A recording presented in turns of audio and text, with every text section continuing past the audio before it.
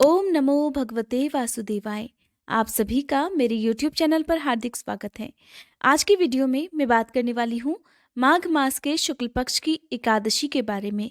व्रत कब रखकर कब खोलना चाहिए, पूजा का शुभ मुहूर्त क्या रहेगा, एकादशी और द्वादशी तिथि कब से कब तक रहने वाली है, व्रत पारण का शुभ मुहूर्त क्या रहेगा और माघ मास शुक्ल पक्ष की एकादशी का महत्व क्या होता है, इस व्रत को करने से किस फल की प्राप्ति होती है, इन सभी बातों के बारे में बताने से पहले आइए जान लेते हैं तिथि और शुभ मुहूर्त के बारे में।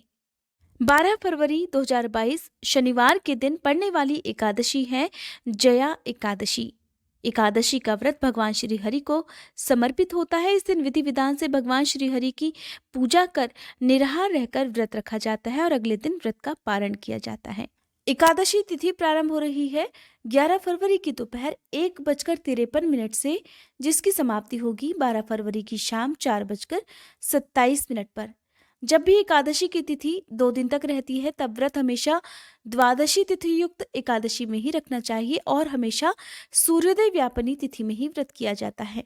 तो 12 फरवरी शनिवार के दिन एकादशी का व्रत रखा जाएगा और इस दिन सूर्योदय का समय रहेगा सुबह 7:05 और सूर्यास्त का समय रहेगा शाम 6:16 पर। जान लेते हैं द्वादशी तिथि के बारे में। द्वादशी तिथि प्रारंभ हो रही है 12 फरवरी की शाम 4:28 से, जिसकी समाप्ति होगी 13 फरवरी की शाम 6:42 पर। द्वादशी तिथि को हमेशा सूर्योदय के बाद ही व्रत खोलना चाहिए। 13 फरवरी रविवार के दिन द्वादशी तिथि है और सूर्योदय का समय इस दिन रहने वाला है सुबह 7:04 और सूर्यास्त का समय रहेगा शाम 6:17 पर। द्वादशी तिथि के दिन भी व्रत खोलने के कुछ नियम होते हैं, जैसे कि हरिवासर के समय व्रत नहीं खोला जाता है। 13 फरवरी रविवार को द्वादशी तिथि के दिन व्रत पारण का शुभ मुहूर्त रहेगा सुबह 7:05 से लेकर 9:27 तक। एकादशी व्रत के कुछ विशेष नियम होते हैं जिनका पालन सभी को करना अनिवार्य होता है। जैसे कि एकादशी व्रत के नियमों का पालन दशमी तिथि से प्रारंभ हो जाता है, जो कि द्वादशी तिथि तक करना होता है। दशमी तिथि को किया गया भोजन भी शुद्ध सात्विक होना चाहिए। लहसुन, प्याज या किसी भी प्रकार का तामसिक मांसाहारी भोजन दशमी तिथि को भी नहीं करना चाहिए। एकादशी के दिन घर में चावल नहीं बनने चाहिए।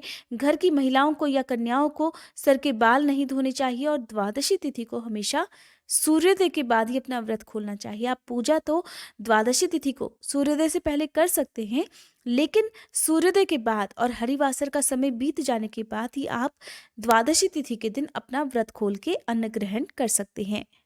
एकादशी व्रत में भगवान श्री हरि को जो भी भोग आप अर्पित करें उसमें तुलसी दल अवश्य रखें। बिना तुलसी दल के भगवान श्री हरि अपना कोई भी भोग स्वीकार नहीं करते हैं। और द्वादशी तिथि को जब भी आप व्रत खोलें उससे पहले कुछ ना कुछ अपनी सामर्थ्य के अनुसार दान अवश्य करें, क्योंकि दान के बिना एकादशी का व्रत कभी भी पूर्ण नहीं माना जाता है।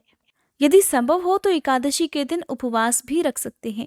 अगर आप उपवास ना रख पाए तो केवल पूजा करते हुए आपको एकादशी के नियमों का पालन करना चाहिए। एकादशी के दिन ब्रह्म मुहूर्त में उठकर स्नान करने के साथ ही सूर्य देवता को जल अर्पित करना चाहिए और यदि आप उपवास रखना चाहते हैं तो हाथ में जल या पुष्प लेकर व्रत का संकल्प भी लेना चाहिए। फिर भगवान श्री हरि की पूजा में आप चंदन का तिलक लगाएं। ओम नमो भगवते वासुदेवाय नमः इस मंत्र का, या फिर ओम नमो नारायण मंत्र का, या फिर ओम श्री माधवाय नमः इस मंत्र का जाप करते हुए आप भगवान श्री हरि को फल फूल अर्पित करें। अगर संभव हो तो पीले रंग के फल अर्पित करें या फिर कोई भी मिठाई आप उन्हें अर्पित कर सकते हैं। मिठाई भी ना मिले तो आप केवल तुलसी दल और जल भी भगवान श्री हरि को अर्पित कर सकते हैं। अपने सभी आराध्य देवी देवताओं की, अपने कुल देवी देवताओं की पूजा या फिर उनका ध्यान करना चाहिए। फिर एकादशी व्रत की कथा भी पढ़नी या सुननी चाहिए। उसके बाद आरती करके आपको क्षमा याचना करनी चाहिए। दिन भर निराहार रहकर आपको व्रत रखना चाहिए। दिन के समय आप दूध, फल या चाय भी ले सकते हैं अगर आप निराहार या निर्जल ना रह पाए तब। शाम को पूजा करें और जो लोग फलाहार लेना चाहते हैं उन्हें कुट्टू का आटा या सिंघाड़े के आटे का प्रयोग शाम को पूजा करने के बाद कर लेना चाहिए। अन्न अगले दिन यानी कि द्वादशी तिथि को खोला जाता है, वो भी तब जब आप कुछ ना कुछ दान दे दें। बिना दान के एकादशी का व्रत संपूर्ण नहीं माना जाता है। आपकी जैसी सामर्थ्य उसी के अनुसार आज के दिन दान भी कर सकते हैं। द्वादशी तिथि के दिन दान में आप चाहें तो चींटियों को शक्कर डाल सकते हैं, मछलियों को आटे की गोलियां खिला सकते हैं, पक्षियों के लिए अपनी छत पर दाना पानी रख सकते हैं, गाय को गुड़ रोटी या हरा चारा खिला सकते हैं। ये भी दान ही माना जाता है। या फिर आप मंदिर में भी दान की सामग्री दे सकते हैं। क्या खाकर व्रत खोलना चाहिए? तो देखिए, शुद्ध सात्विक भोजन ही ग्रहण करना चाहिए। भगवान को तुलसी दल जरूर अर्पित करें, क्योंकि रविवार का दिन है। तुलसी जी के गमले में ना तो जल अर्पित किया जाता है और ना ही तुलसी दल तोड़े जाते हैं। तो दशमी तिथि को ही आप तुलसी दल तोड़कर अवश्य रख लें। क्या खाकर व्रत खोलना चाहिए? तो देखिए, आज के दिन आप जो भी भोजन करें वो शुद्ध सात्विक यानी कि बिना लहसुन प्याज का होना चाहिए। और फिर आप चाहें तो दाल रोटी सब्जी कुछ भी आप ग्रहण कर सकते हैं।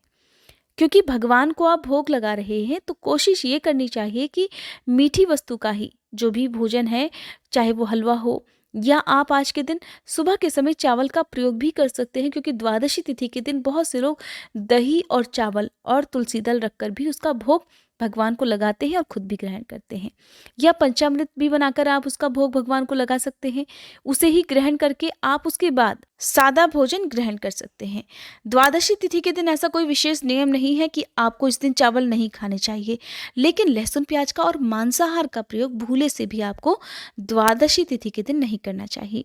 ये थी आज की वीडियो। उम्मीद करती हुई जानकारी आपको पसंद आई होगी।